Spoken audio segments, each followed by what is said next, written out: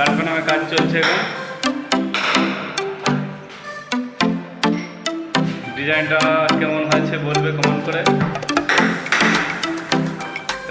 কাজ বাকি আছে।